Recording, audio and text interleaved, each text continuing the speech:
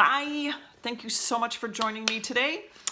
It is January something in 2021 and we are in lockdown, and that is what we're going to talk about today. So I'm going to offer you a few tips on how to deal with the stress that you are most definitely feeling right now due to telework, working at home, having your kids at home schooling, and just the overall nature of what we've been through so far since March of 2020.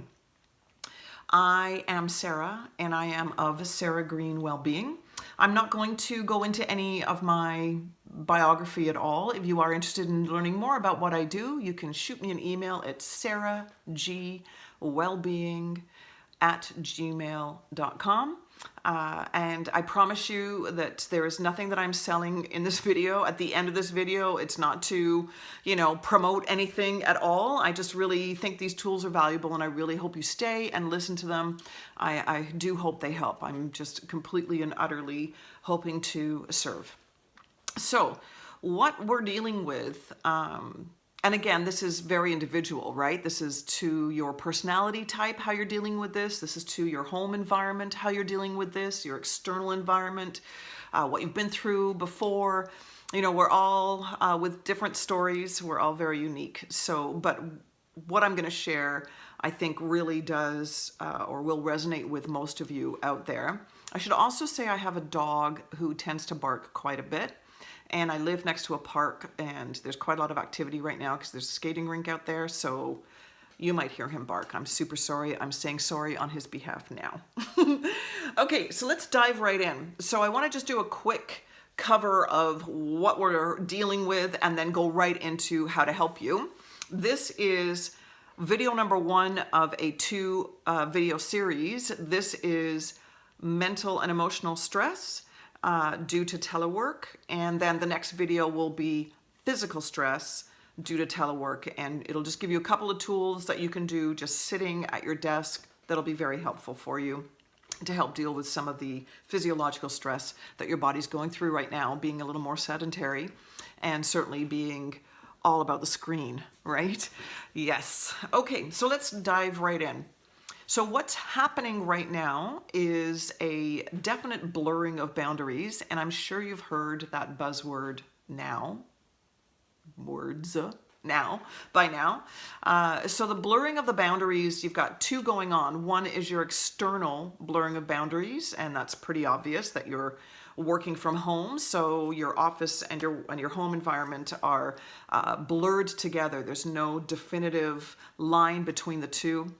And this is for you as well as potentially a partner in your home, or a mom, or a brother, sister, a family member, and also your children who are potentially being homeschooled as well, if not for the whole week, at least part of the week. Right now, everybody's home because we're in a lockdown. And also there's a blurring of internal boundaries as well, because let's face it, we are very different people depending on who we are conversing with. So you are going to be a different person. You're going to be kind of slightly different in your mannerisms and the way you are with your coworker than you are maybe with your boss, than you are with your spouse, than you are with your children, than you are with your mom. You're a different person talking to a waiter at a restaurant than you are with your best friend. It's a social thing that we do. It's a survival technique that's been around since the beginning of time for us humans, in that we want to belong. We want to we pick up very, very quickly on social cues, and we mimic a lot. So we're very different people. Not very, but definitely different. Some vary when we're at work than when we're at home. And you may not want the people in your home to know what you're like at work, right? And you may not want the people who are on the camera to know what's going on in your home life either. So this internal blurring, where you just don't know who you are anymore, and you don't know who to present, and who gets priority, right? And let alone even who you are when you're yourself alone. There's very little alone time, and we're forgetting who we are, and we're getting confused with who we are. So external boundaries are being blurred for sure. internal boundaries are being blurred as well. And without the commute time, whether it's public transport or in your car, again, you don't have time. There's no time for you to definitively, break those personas of yours. So if you were having an argument with your spouse in the morning over whatever, or your child was acting up or didn't want to eat breakfast or hated the lunch that you were going to prepare for them, or whatever the case may be, back then, before, when you weren't doing the old telework thing, you could, kind of like, I can't do anything about it. I've got a 9 o'clock meeting. I've got to go. We'll talk about it later. And you get in your car or you get on the bus and you have time to deflate, and you have time to process, and you have time to set yourself up, put on the work hat and go and knock it out of the park at that 9 o'clock meeting, because you've been given the time to kind of disassociate from whatever stress or bad energy was at the home. And now the energy's still there. The people who were driving you crazy are still around, right? You're not escaping it. You don't have that window of opportunity to kind of go, okay, this and now this. Instead, it's like this and this. Here it is, right? Boom, you're stuck.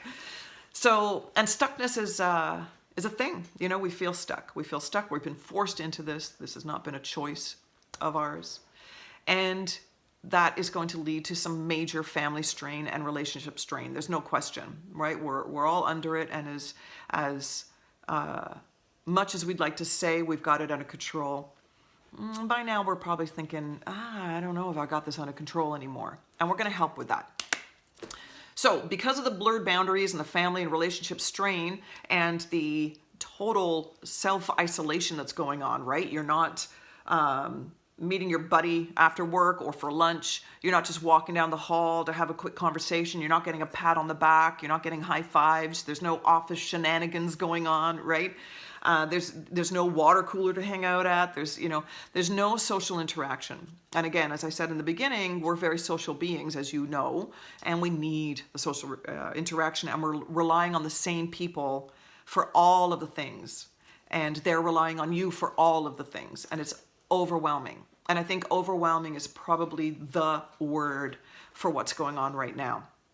So the emotional overspill of what's happening with these blurred boundaries and the family strain that you're under, the relationship strain that you're under, leads to the emotional overspill of apathy, where you're kind of like, oh, what's the point?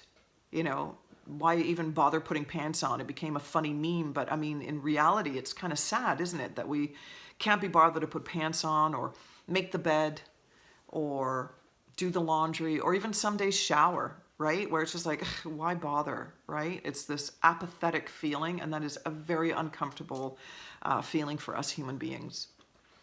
The other one is resentment, where you might feel, resentment against the world, or on a smaller scale against the people that are in your home right now because they just don't understand how much stress you're under. And then you feel guilty for feeling the resentment. Or maybe you feel guilty because it's actually going okay, and you feel kind of bad because you know that there's a lot of people that are suffering, and you feel bad for actually silently relishing in some of this, right? Or you feel guilty that you sat with your kid for half an hour when you should have been working. So you should be doing this and you should be doing that, or you feel guilty because you're not doing the yoga, or you're not doing the workout, or you're not learning how to paint in your spare time, because now you're not commuting, you've got all this extra time, or maybe you should be working in that extra time. Or maybe you're worried. Worry is another of the emotional overspills. You're worried about your job because you're not being seen. Maybe you feel a little less seen than you were because you are one of many squares in a meeting, not face-to-face. You're not able to pick up on the social nuances of a face-to-face, of an in-person meeting. You're not able to pick up on the social cues or the body language. You don't know how you're being received. It's very hard to find, those kudos, right? And because your managers are under a lot of stress too, and they've got to figure out ways of making sure that everybody feels heard and appreciated, and you're in a long line of many, and you know that, So you're worried about that too. And of course, the overwhelming worry of the global situation that we're under. So there's a lot of worry. And will you get sick? Will a family member get sick? Right? Yeah, so there's a whole whack of really nasty emotional overspill from what we're going through. And like I said before, the umbrella of it all is overwhelm. And you're thinking, I don't think I can handle this. Or I can't handle this. I'm losing control. I don't know how to help. I don't know how to do this anymore. I can't cope. So we're going to try and get you out of that as much as we possibly can with the following.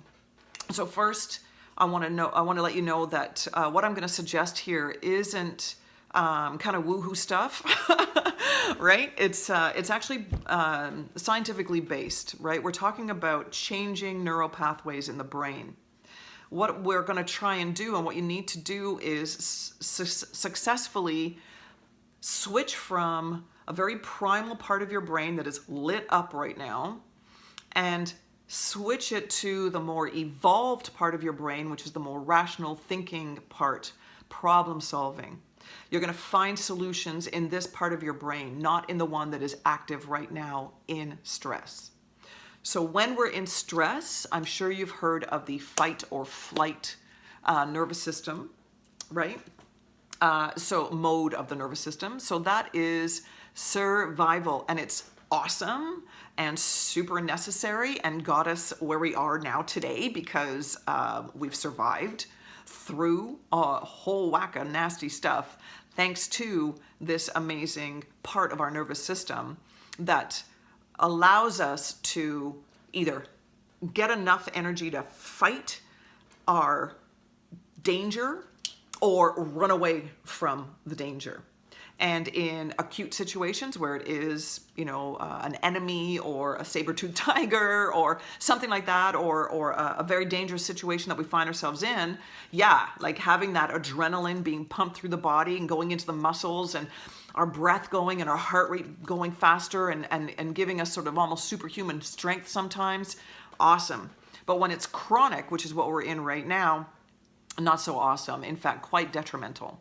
Because what you find, and you're probably going to relate to this, you're not sleeping as well as you maybe once did. You're unable to think clearly, right? You're maybe either craving crazy bunch of really bad for you foods, or you're not eating at all. You're totally exhausted. You're breathing kind of shallow. You might feel like you're tense. Your muscles are tense, and you just can't seem to calm down. You feel alert, but nervous alert. Yeah, this is all this part of this brain, and it's called the lizard brain or the reptilian brain because it is so ancient. It is so primal. It's been with us since the beginning. And then we've just evolved and layered stuff on top of our brains to help us become more rational and more social and all that stuff, right? And calmer, really, right? And just a little more capable as the brain evolved, as we evolved. So we're going to try and get out of this primal part of the brain where the only tools available to this lizard brain of yours are fight, flight, and freeze. So if you put it in terminology for us and us dealing with our situation, fight would be anger or aggression. So we're going to deal with a problem with anger, frustration, aggression, right? Like attack it. Or flight, meaning we're just gonna run away from our problems, right? And live in like a total fear and worry, and oh my God, and I'll never get, this is never gonna happen, this will never end, that kind of crazy. Or freeze, where we just basically are in denial and just can't do anything. We feel completely stuck and unable, like, I don't know what to do. And then just kind of forget it. And that's Netflix binging and other sources of distraction, right? These are not helpful. They're totally understandable, and I think we've all experienced them. So let's figure out a way to get us out of that part of the brain and into the more cognitive, thinking, rational part of the brain. And the way to do that is through the power of words. And I want to let you know and remind you that a belief is simply a thought that you have thought over and over and over and over, like a bazillion times. What you believe is just something you've thought for a really long time, and the more you think about it, the more you believe it. So you really can become what you think, right? You can believe what you think. What you think is what you believe. They're the same thing. So we're going to work on that premise, and we're going to work on the idea. And again, this is science-based. This is not me just, kind of making shit up, right? That we can reprogram, rewire our brain to become more capable and calmer. So we're going to do that a number of ways. The first one is this cute little gem that I picked up from a book called 7 Habits of Highly Effective People. You might have heard of that book. It was quite a top seller many, many moons ago. And this little golden nugget was, and I might not be remembering the words particularly, like it's not verbatim, but the premise is the same. So in this book, the author was suggesting that we make a list of a circle of concern and then a list of what's called a circle of influence. And in your circle of concern, you write down, and it's super important that you write this down because you've got to get this stuff out of your head and onto paper. So pen and paper, you sit down. That's why journaling is so big, right? It's a really effective tool. That's why we write lists, grocery lists and stuff. Like if you keep it, oh yeah, I'll remember those 5 items. Then you get to the grocery store and you're like, oh my God, what am I doing here? What am I getting, right? I know. So circle of concern, you're listing the things that are troubling you, your worries. And I mean like big ticket items like the world's going to end, the economy is bust, all of it, like big stuff. And then not so big stuff like, well, it's big, but it's not as big as, catastrophic world-ending stuff. But, I'm scared that I'm going to lose my job. I'm scared that I'm going to get sick. I'm scared that I'm going to make somebody sick. I don't know, I'm scared that my fridge is gonna, I'm looking right at my fridge, that's why, but I'm scared that my fridge is gonna break and then I'm gonna have to deal with the repair guy coming here, and what if he's got it and then he comes in the house, whatever. Maybe you have extremely specific worries of your own, or write them all down. And then the other circle, which you're gonna call the circle of influence, is you looking at that list and then picking ones that you can actually do something about. So if you're worried about being sick, if that's on there, if you're worried about getting COVID, you can place that into your circle of influence because there are things you can do to help stop that from happening, right? So you can, the basics, eat better, sleep better, exercise, wash your hands thoroughly, don't go out too much, when you do go out, make sure you wash your hands again, wear your mask, et cetera, et cetera. Like there are things that you can do to help with that one worry. So you're taking it out of concern and into influence. I have influence over this. And it'll give you this sense of control. It'll give you this sense of, okay, clarity, okay, things aren't, I can do something here. I can take this into my own hands. You're going to feel like you're actually doing something. Now, I want to explain that doing this doesn't mean that you're going to actually act on these things. The writing down itself is the action, right? So you're already implementing a tool to help you by getting it out of your head and onto paper. And then the last thing you want to do is start to freak out about, oh my God, I've got to do all these things that I can, act upon that are in my circle of influence. No, what you want to do is just look at them and then give yourself a breath going, okay, I have some control. I do have some influence. So that's really important. And that is really showcasing the power of words. And it takes you out of lizard and into thinking frontal cortex part of your brain because you're writing those words down, you're seeing them. You're not stuck in the loop of, oh my God, oh my God, oh my God, oh my God, what do we do? Like a lizard, right?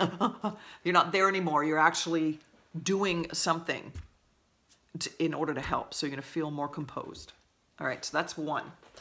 The second one is removing yourself from the emotion itself. And what I mean by that is changing the way you speak to yourself. So again, this is power of words, and this is rewiring the brain, right? And what I mean is, instead of saying, I'm afraid, I'm scared shitless, you're going to say, fear is here. Instead of saying, I'm so angry, you're going to say, anger is here. It's not denying the emotion. The emotion is there. The feeling is there, and rightly so, I'm sure. So it's not like you're talking yourself out of being whatever it is that's causing you stress. It's you removing yourself. You're not identifying with it. It's not you. It's with you. And it gives you that space, that pause to actually feel like, okay, it's here. I need to deal with it. You're seeing it. You're not being it. And when you see something, then you can actually start to do something about it if you want to, right? Some of us want to stay in anger. Some of us want to stay in fear. Some of us want to stay in sadness, and that's okay, as long as you don't own it and hold it onto you forever. There's this really nice quote. I wish I could remember the name of the person. It was an East Indian wise man. I might put it in the description in the video. Anyway, he said, life is full of hoops. Straighten your hooks. Meaning, you're going to get stuff thrown at you. These hoops are going to be thrown at you. And if you don't straighten your hooks, they're going to latch on and stay with you. You're going to be covered in them, right? All these hooks are going to be with hoops. But if you can learn how to straighten your hooks so that they come, but they don't stay.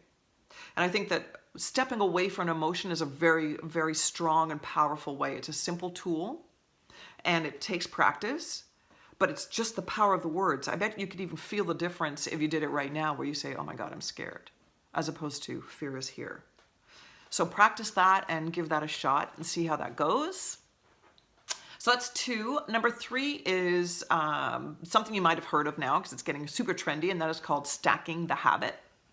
So what I want you to do is think about a habit that you do daily. So maybe it's making coffee, or taking the dog for a walk, or brushing your teeth, or going for a pee.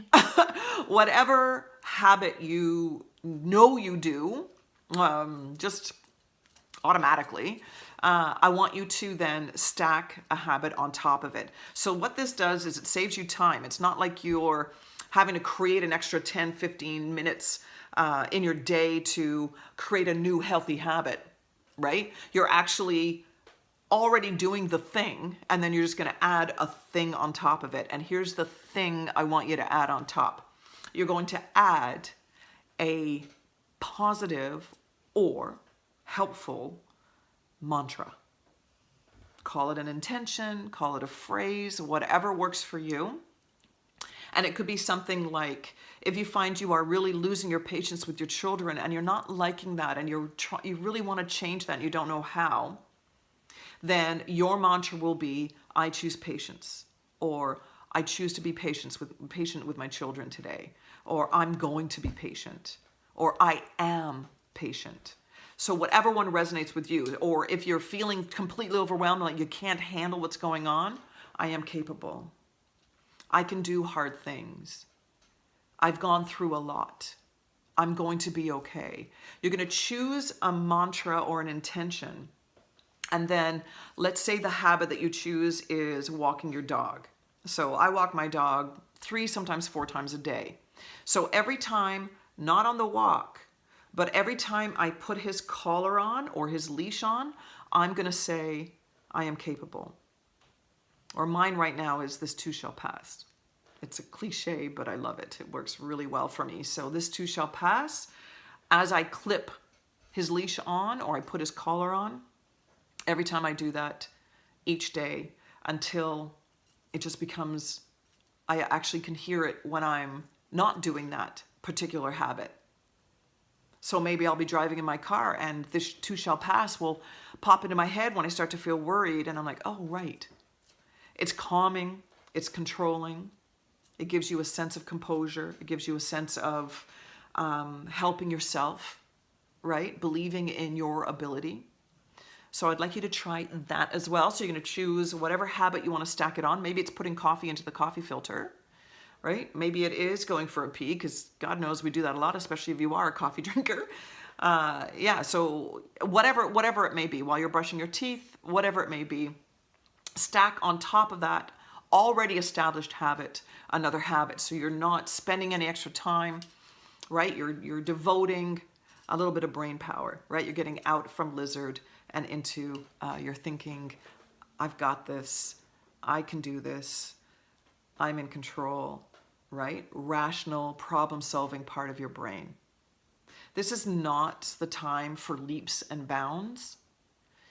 What happens when things change drastically in our life, like life is changing all the time. Life never stops changing, right? It's just that we change along, we kind of adapt and evolve along with life. So we don't really notice it, right? It's kind of like the chin hair.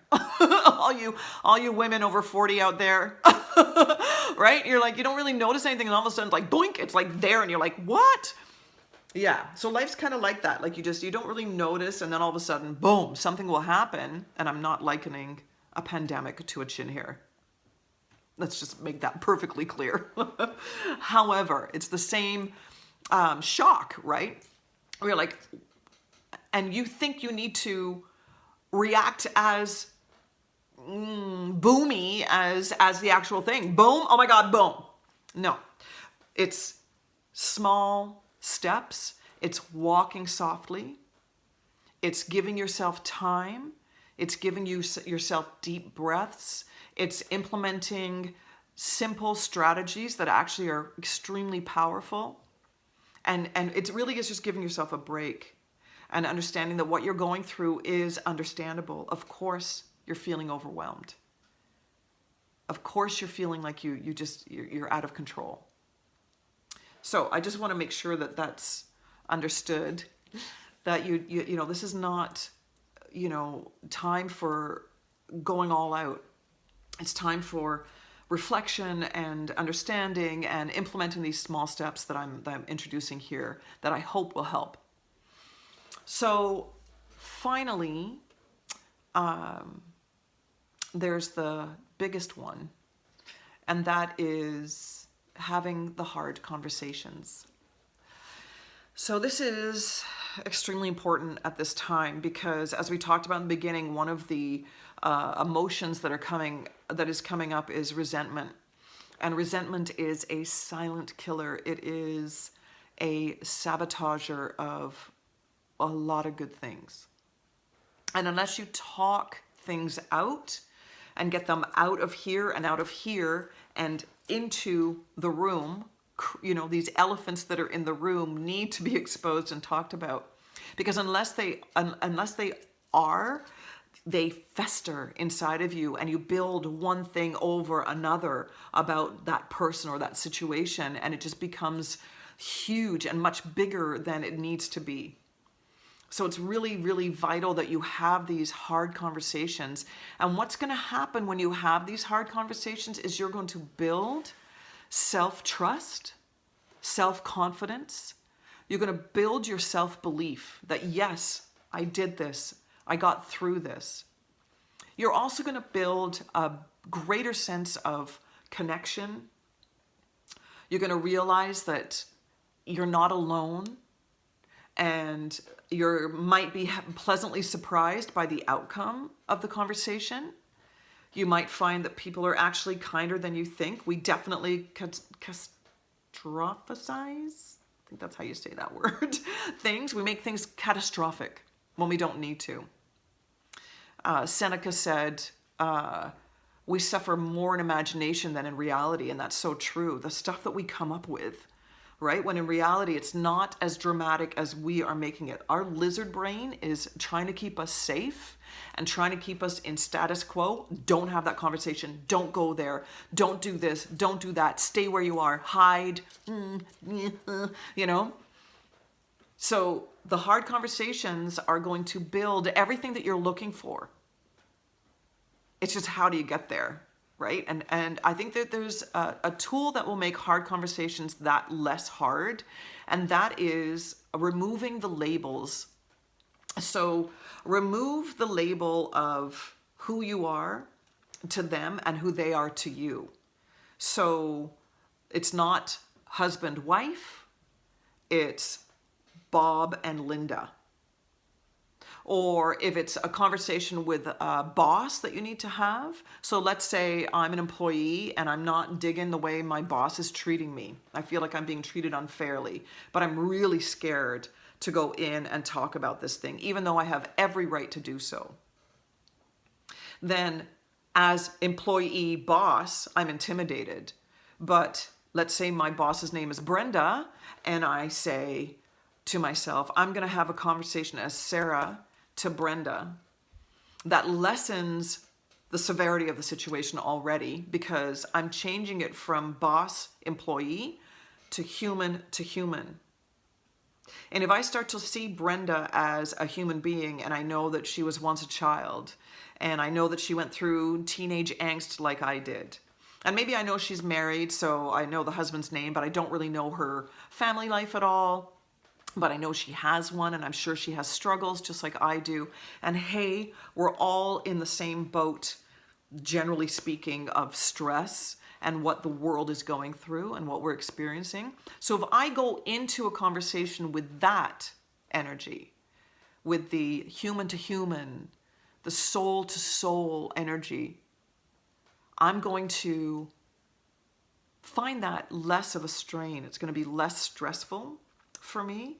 I'm going to be calmer. I'm going to be more able to express myself than as an employee to a boss, where I'm going to feel intimidated and worried. And I want you to think about not the outcome of the conversation. You're not going in on this for the outcome. So no expectation of what's going to arise from the conversation, but know that why you're doing it is to build your own courage, to prove to yourself that you are brave, and that you're capable and willing to be vulnerable in front of somebody. And the chances are pretty strong that they're going to do the same. Because as we talked about before, we mirror each other, we mimic, we pick up. There's a lot of energy going on with us humans, and we forget about that. So if I go in with the energy of human to human interaction as opposed to employee to boss, I'm going to be far more likely to express myself in the way that I want to be expressed, with honesty and with control and strength. And it's going to be reciprocated. They're going to pick up on that and see that in me, hopefully. And the outcome might be a little more beneficial than if I were to walk in with a sort of timidity of an employee to a boss. So I hope that helps with the idea of having these hard conversations. It's extremely important. And I'd like to also add another little tip that I think would be useful right now, and that is to embrace the ordinary. Find the sacred in the simplicity right now. What was considered mundane and boring are your anchors. Those are the things right now that are holding you steady. Routine. So make the bed. Put on the pants, right? Go for that dog walk at that specific hour like you did before.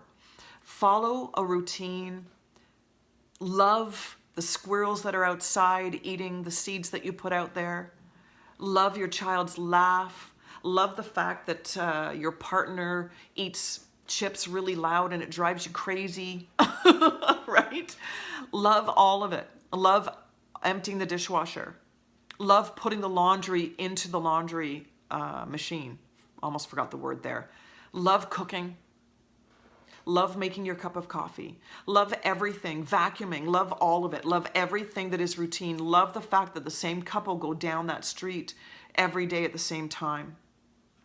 When this whole thing went down, it was April last year-ish, and I was walking the dog, and I've said before, like, this brings me to tears, so hopefully I won't lose my shit here. But I was walking the dog, and the pandemic thing was happening, and the toilet paper crazy was going on, like everybody was panicking about toilet paper, and I was walking along, and I live in an area that's really quite busy, and lots of families and lots of cars. I live near a busy street and another busy street, and so the crossway, and that's where I was walking the dog.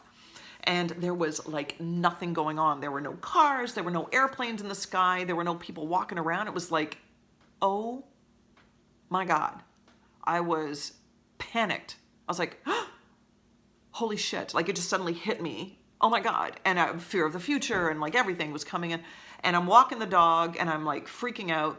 And then a cop car drives towards me and I wave at her and she waves back with a big smile. And oh, that relief, that familiarity of that car on that street and the connection of the wave and the smile.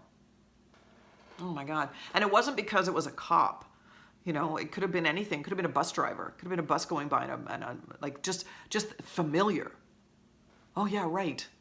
You know, civilization is still going on, right? Like it's still happening. It was just this, it was a huge sense of relief. And from that moment on, I embraced the familiar.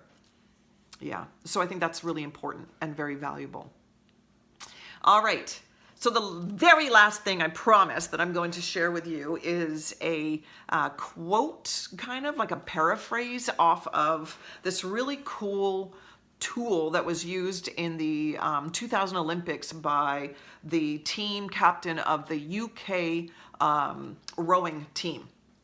And he came up with this idea that he was going to share with his teammates to say, before they did any behavior or thought any thought really, took any action, that they asked themselves, will this make the boat go faster? Now I'm paraphrasing, I'm not 100% sure that's how it was.